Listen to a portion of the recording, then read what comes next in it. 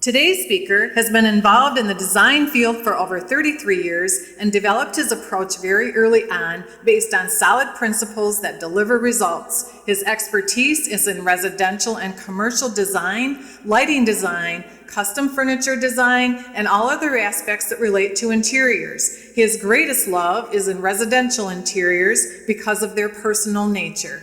He has had his work presented and published in the Baker Furniture Catalog entitled the Macmillan Collection, which was an extensive selection of furniture drawn from the practice of one of America's most prestigious design firms, the over 85-year-old firm of Macmillan Incorporated, New York. He is a personal tailor to his clients by bringing out the best in them and their environments. Ladies and gentlemen, I present to you the owner and founder of Spectrum Interiors and the author of the forthcoming book, The Magic of Ambiance, How to Bring Your Interior Design Dream to Life, Stephen C. Adamco.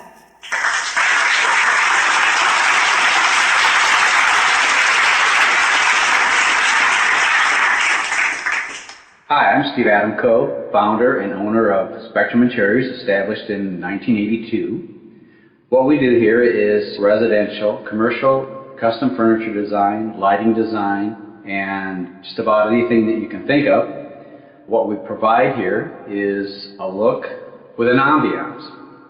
And of course, ambiance is very important to us because it's part of that intangible feeling that it touches the mind, the will, the emotions, and the heart of the individual that we're dealing with.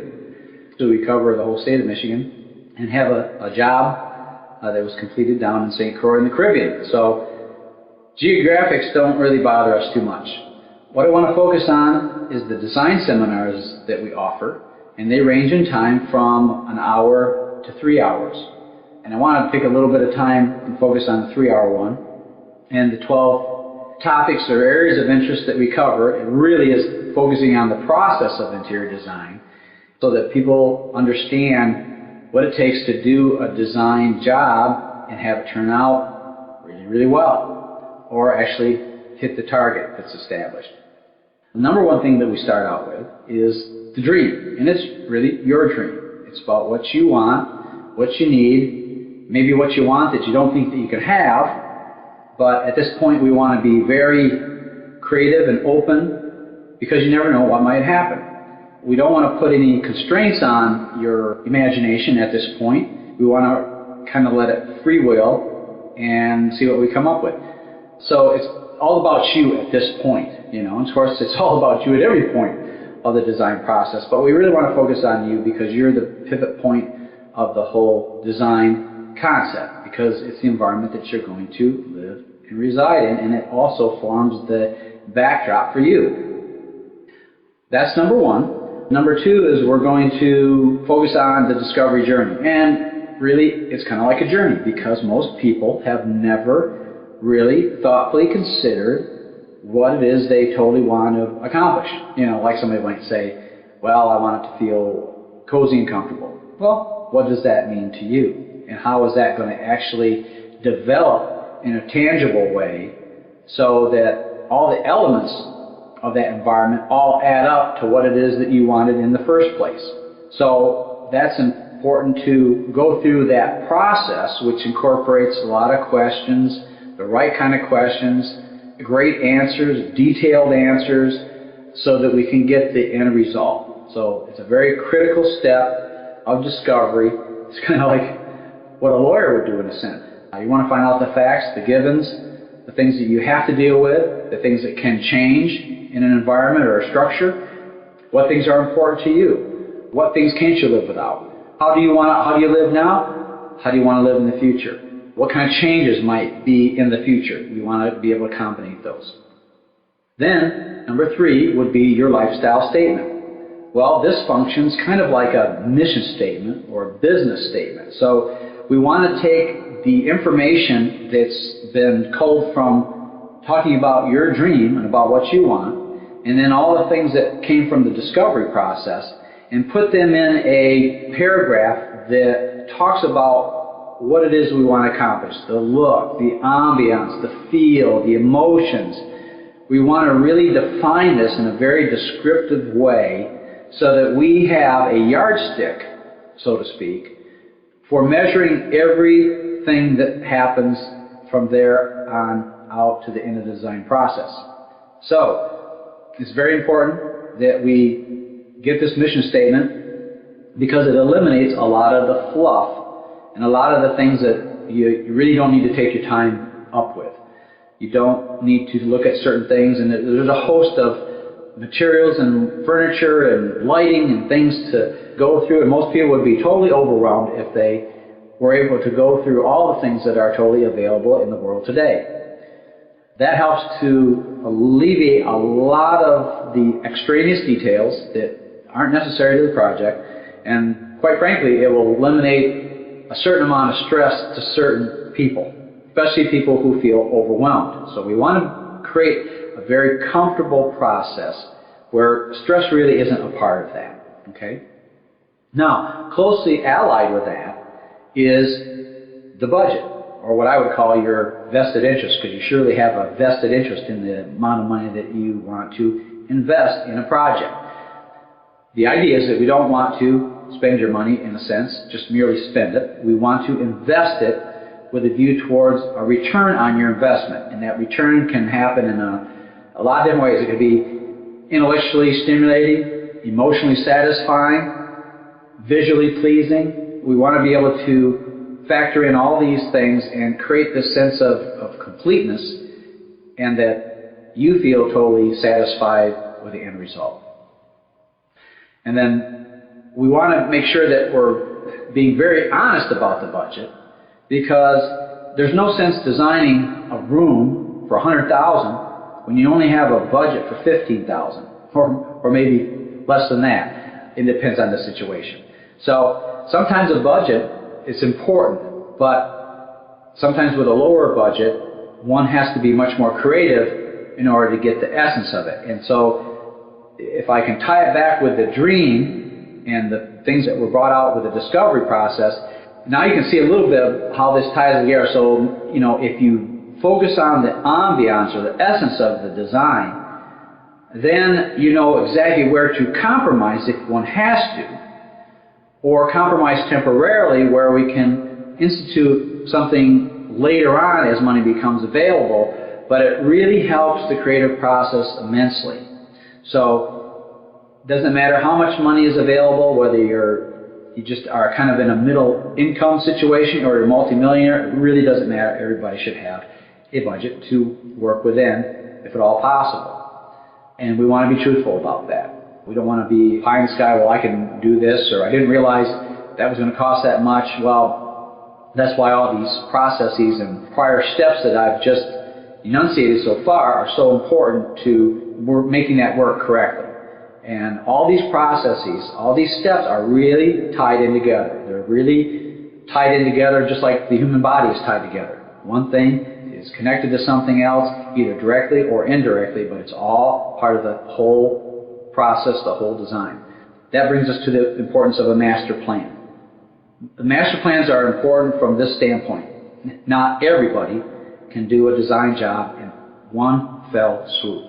A lot of people have to take 2, 3, 4, 5, up to 10 years, and maybe sometimes 20 years to fully develop the concept. And it's important to have a concept. I saw a quote just recently where, a clear picture of a fuzzy concept, it's just not going to work, is it? Master plans are important because they are the guiding principle. It forms the trajectory, so to speak, from point A to point B. So we don't want to deviate. That's why all those prior steps are so important to defining the target so we can hit the target in the bullseye perfectly. Okay? Now, once you start to get that in place, then it's going to be revolving around certain things like backgrounds. How to become a gem in your own setting. Well, what does that mean? Well, let's just take a diamond ring, for example. You are the diamond. But how that diamond is set in a surrounding, like there's all kinds of designs for rings. But certain settings are going to bring out the fullness of that diamond, the color, the clarity, the fire. Okay? So we want to make that important because, quite frankly, you're the one that's most important here. So there's lots of backdrops and backgrounds, textures, colors, things of that nature that will really bring out the best in you. And we all know that certain people look good in certain colors. Well, they also look good or not by what is surrounding them.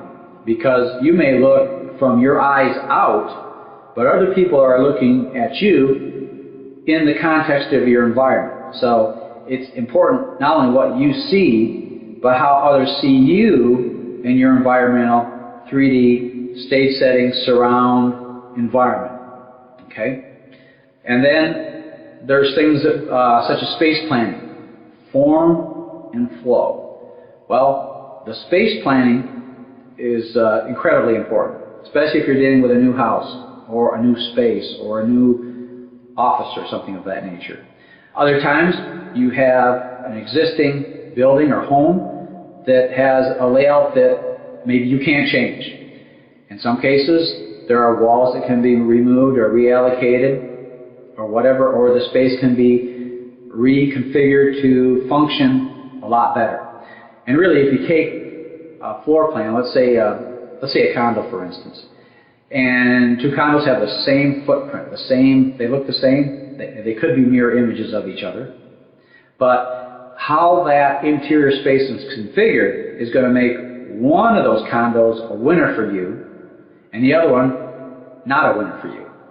Okay, so it's very important that the floor plan, the way the walls and doors are allocated, work well for your lifestyle, how you flow through a space, whether you do entertaining or not. It's incredibly important. As a matter of fact, in the seminar, I show a room, same size, and change up the door and window openings, and that determines the traffic flow from different points into the room and through a room. And so it can either open up space for larger groups, or it can cut it up into small pieces that it's not worth hardly anything. And then sometimes you have to reconfigure and redirect the traffic flow with the furniture arrangement. But again, everything takes place within an architectural confine. So that is the foundation of a good room or a good environment. So we cannot overlook the importance of good, strong architecture in an environment. Okay, after that, we're talking about windows and dressing your windows. Now, windows are kind of a transitional element, so to speak. They function as architecture, and they function as other ways to add accessorization to a space in a big format. Because it can be draperies, lambrequins, blinds, shades, all kinds of things that factor into what the ultimate ambiance is that you want to achieve. And sometimes you have to change the appearance of the proportion of the windows to better coincide with the room or what you're doing. So sometimes there's things you do that are what I call sleight of hand. You make a window look wider or taller than it actually is, and you do that with window treatments. And so that's an extremely creative aspect to look at with somewhat of an architectural eye, so that that money particularly is invested correctly, because one can spend a lot of money on window treatments. Also, lighting is another big topic that we discuss and help people realize that lighting is important for not only the look of the space, but all the emotion that you promote with it. And quite frankly, you can destroy a room with the flick of a switch. Pretty powerful, isn't it? So, many homes, they're designed, people move things in, but never has there been any consideration to how to light that space. Or, many people have placed fixtures, or cans as we call them, in places, and the lighting still doesn't work correct. Well, let's back it off and realize that it's the lamp or the light bulb that does the job. And with every lamp and light bulb, there's different what we call photometrics about it. There's beam spread, there's intensity, there's the color of the light, whether it's an A lamp and incandescent, whether it's par 36, whether it's MR16. They all have different color temperatures. That's why materials will look different. You'll find it in many cases in a jewelry store. They might have low voltage lighting, or these MR16 little tiny bulbs that are mirror faceted, that are balanced throughout the color spectrum because they want to make that diamond look phenomenal. And as light's put through a diamond, it separates into its respective color bands, which is where we get the rainbow from, and the color circle and all of that. So that's very important. And also the direction of lighting, how it hits a piece of artwork, a sculpture, how it comes down on furniture, all is important, especially zoning lighting, so that you can enhance different concepts, different moods, different atmospheres at different times of the day. Very important to kind of plan that aspect in as well. Then we talk about coloring your world. We go into the whole aspect of color. You've got, color, you've got pattern, you've got texture, and how those are all interrelated and how they function together. And there's a lot of things that go on with, different color trends and things of that nature. But what we really want to concentrate on is strongly on the individual. And so color trends and fads, well, they come and go. Sometimes when people get caught up into that, it can be good to a certain point, but then everybody jumps on the same bandwagon, and then pretty soon everybody, you and your neighbor, have the same type of look because that's what's hot now. And that's not how, in my opinion, interior design should be approached, because there's a lot more to your environment than just that. So you are a unique individual, a unique person, and therefore it should be approached just as uniquely, just like a tailored suit, just like a special dress that is made just for you and no one else, or for a guy. A custom-made suit, measured and tailored for nobody but him. Okay? So that's how I look at things. I'm very individualistic about this. And does it take a little bit more time? Yes, it does. One could say, well, I'm just going to do this because that's a hot trend for now. And then everybody is so duplicatable that there's no personalization to that. So you look at all the colors in the world, all the textures and things like that, there's no reason why you can't be unique, as each snowflake is unique. The other thing is textural orchestration. Texture is the greatest modifier of formality or informality. And so that's the one element that is so often overlooked and underutilized. Most people think of color and pattern. Well, that can be nice to a degree, but most people are tactile people. They like to feel and touch things. And the textural orchestration, or the variety of texture, orchestrated just right, brings a strength and a richness to even the most simplest interior.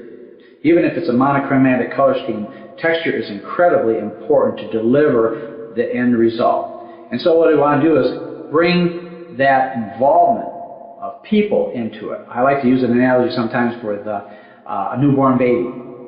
Most of the time, women will just hold the baby for a long, long time, and somebody else might want to say, oh, let me see him or her, and they reluctantly give up the baby. But watch closely. A lot of times, women be rubbing the arm or the leg continuously. Do they ever stop and say, oh, I've had enough of that? Because the baby skin is so soft and just ultra silky, and even the smell of a baby. So these are all things that are important to connect with in your environment. That's part of what ambiance is all about, that intangible essence. Then, after the texture orchestration, we talk about accessorizing. And here, the little things mean everything. And really, what woman would disagree with that? Little things mean a lot.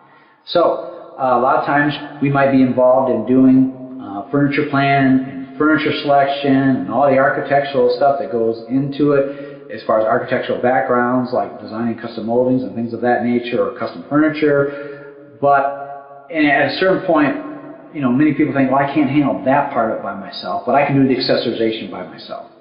Well, the accessorization phase is a mini version, so to speak, of the major element that you just finished up. And so the types of things that are selected, the colors, the textures, yes, you want to have personal interest with objects because they personalize the space. But we wanted to personalize that space from the very beginning all the way to the very end. So it's important to look at that aspect, and then how you position accessories. Sometimes they can not say anything, and then you adjust the positioning so they have a closer proximity to each other. And it's just, but they come together like, kind of like the Three Musketeers, all for one and one for all, and they make a big impact, more than just that individual. So that's why backgrounds come into play again. And backgrounds could be a cocktail table, a side table. It could be marble, it could be wood, it could be your eye is looking down on those elements. Just like originally when I talked about the backgrounds were so important. Well, when you look at a space, there's a lot of furniture that you're seeing that the wall and the floor are both a backdrop in your line of vision. So it's important that the color and the texture and everything enhance the fabric on the sofa or the upholstery or the shapes of furniture, whether they be upholstered goods or case goods or art or sculptures or what have you. So this is very, very important. So a lot of times people will say, oh, I can handle that part of it. But the interesting thing of it is many times they've gotten to a certain altitude, like in an airplane, they've gotten to 30,000 feet, but then they say, okay, let me take over. So together we get up to that altitude, and then they say, oh, let me jump in the cockpit here, and let me jump in the pilot's seat, and I'll take over from here. Well, training has a certain amount to do with keeping everything at stable and in flight at a certain altitude. So it's the same thing here, and I've seen many times where they say, well, I'm going to take over from here, and the whole concept just starts to go right downhill, like a plane just almost dropping out of the sky. Everything that was developed up to that point is starting to disintegrate to a certain degree. Okay, so it's better to have at least a collaborative effort on that. If not, let the designer handle that and help you through that so that you get the best aspect. And it's just like, it's no different than women selecting a nice, beautiful dress. It's cut, tailored correctly, it's got the right material, it flows, it hangs nice, it's just wonderful, it's like perfect by itself. Okay, well then it's kind of like, okay, now we're in, after that, it's the accessorization stage, right?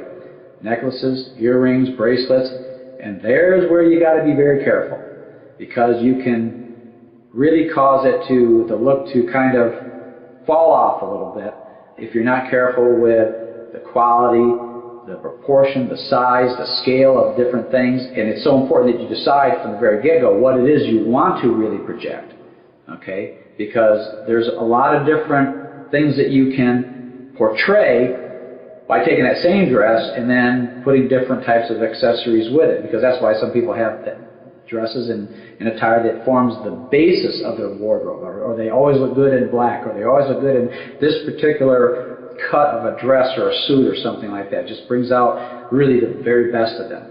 So anyway, that gives a little bit of an overview of the 12 different aspects that I go through that compose the process of design from the very beginning of concept to the final completion, and how to get from point A to point B in an unerring, laser-like fashion, so that the end result is that we hit the target exactly.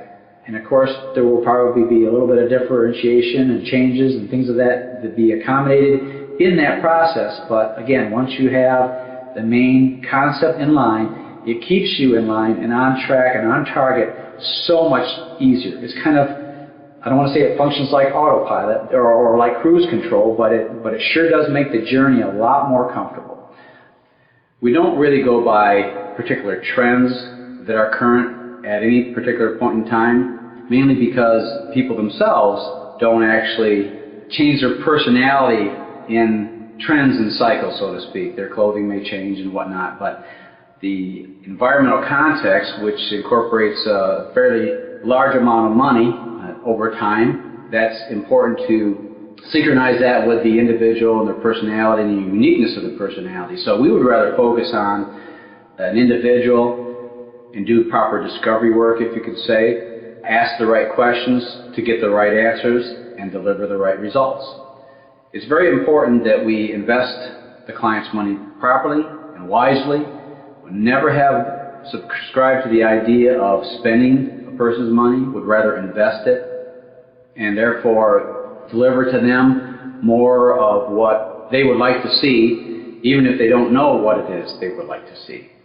So many people don't really think too much in depth about interior. Someone may say, well, I want to look like such and such a way, or I want to feel cozy and comfortable. Well, an obvious question to ask in response to that would be, well, what does cozy and comfortable mean to you? How would you describe it?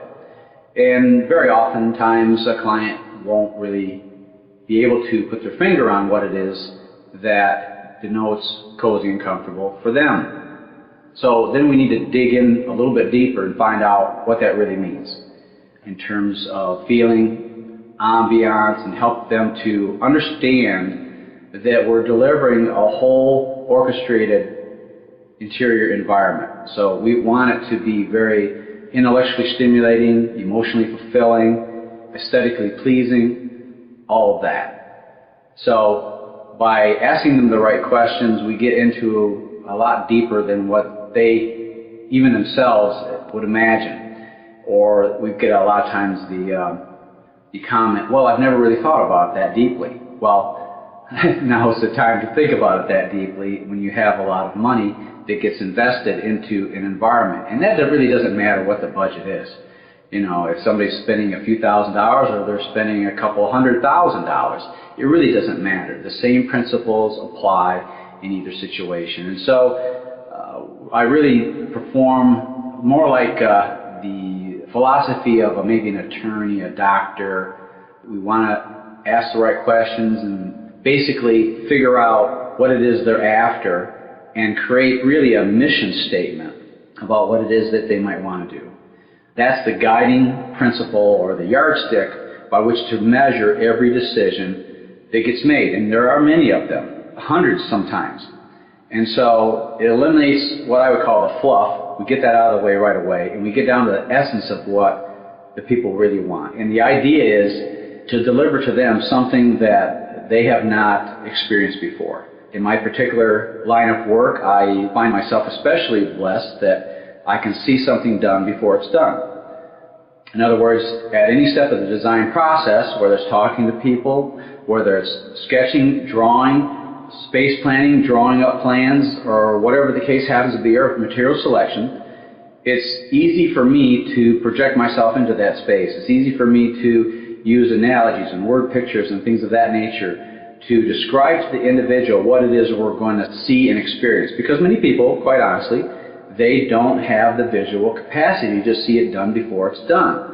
Well, in my case, I feel highly blessed that I can perceive that in what I would call 3D sense surround. And people have heard about surround sound. Well, this is 3D visual sense surround. So I'm able to deliver exactly what we have set out in our quote-unquote mission statement as to what it is we want to accomplish. Well, that actually brings a lot of not only substance, but also comfort to the individual that they are in good hands. So that's incredibly important. A lot of times people will come in and look at my website and maybe they won't see exactly the look that they're after. Well, that's okay. We prefer to have people come in with an open mind because we don't deliver a look, or we're not known for a look per se. What we are known for is being a personal tailor, so to speak, and delivering exactly what the client needs. Not trying to follow someone else's idea of what they should have, not following something that they've seen in a magazine or a book per se that doesn't translate exactly to the home that they have or their personality. We would rather, as a personal tailor, so to speak, take personal measurements, in other words, or ask the personal questions that bring out the essence of the individual so that they are perceived as a client who has a one-of-a-kind environment. Again, many trends, color schemes, they come and go, but you don't want to be stuck in a time warp. There's so much to a person that a lot of times they themselves don't even know that we'd like to bring out, so that it incorporates a lot of nuance that we can address and create that one-of-a-kind look. I mean, who wouldn't want, let's say especially women, who wouldn't want like Giorgio Armani to design a special dress just for them?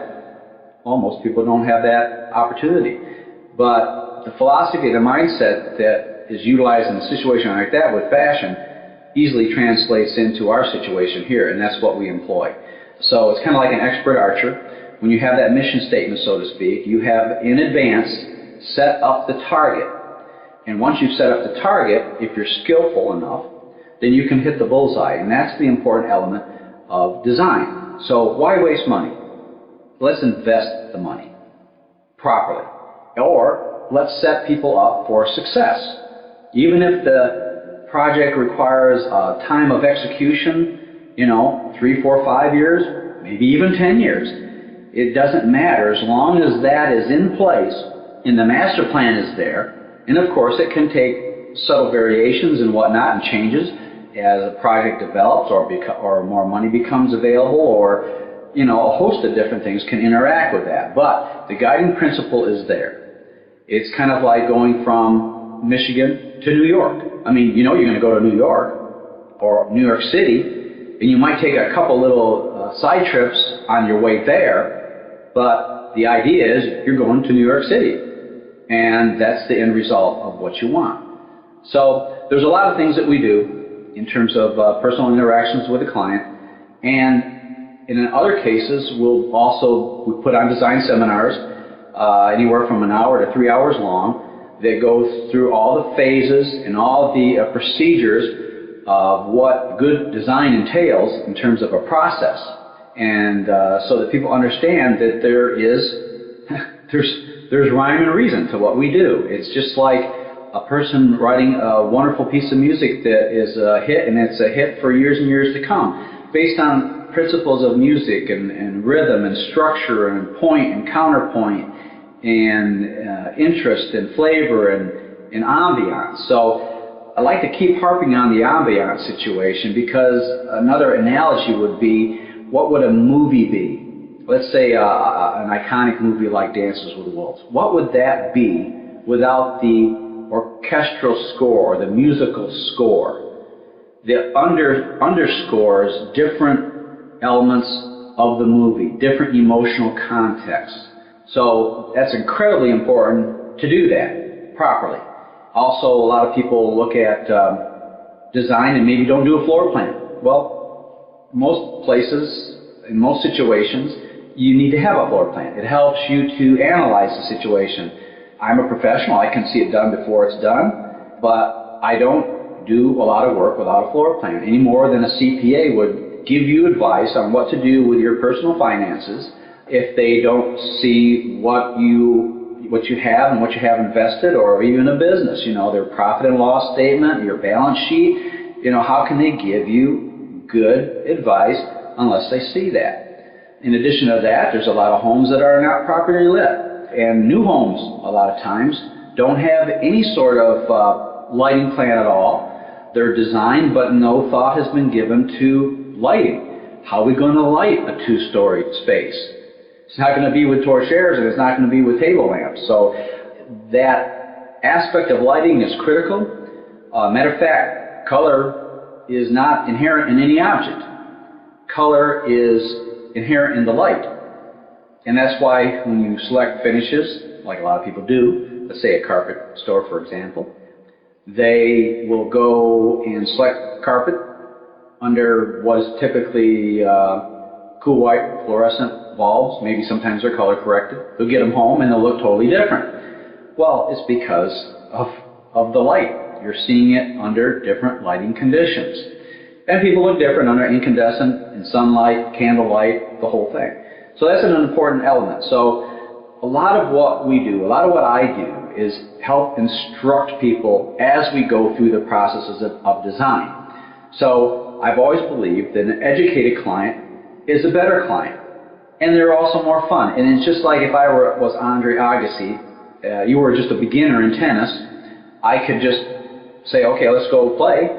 And you could get incredibly frustrated because every time I hit it over the net, it never comes back to me. And at that point, you may say, geez, I give up. But if I were Andre Agassi and I said, hey, wait, let's do this. Why don't I give you a couple lessons, and then kind of narrow the gap between you and me, then we'll play after that. Well, that person does that, takes a few lessons, finds that they can connect the ball in the sweet spot of the racket, it zips over the net, and they say, wow, this is pretty exciting. I think I could really get into this. Well, now you've enhanced that whole situation by teaching people at the same time.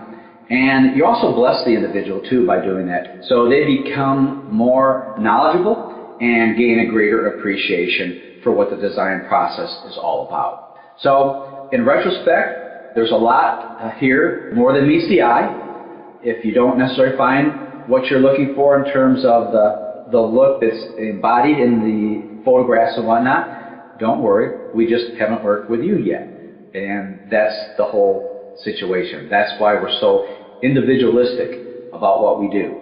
And we treat everybody as an individual, regardless of anything that's going on in the world. Yes, there are influences and things of that nature, no doubt about it. And people like to incorporate that as well. But let's just remember that things cycle, things go through fads, they go through trends, and let's have something that is enduring.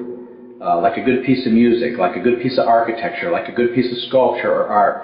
Let's do that, because that is going to be a lot better for you. And also, when it's done that way, it can move with the changing of time and the changing of seasons and the changing of individuals' personality.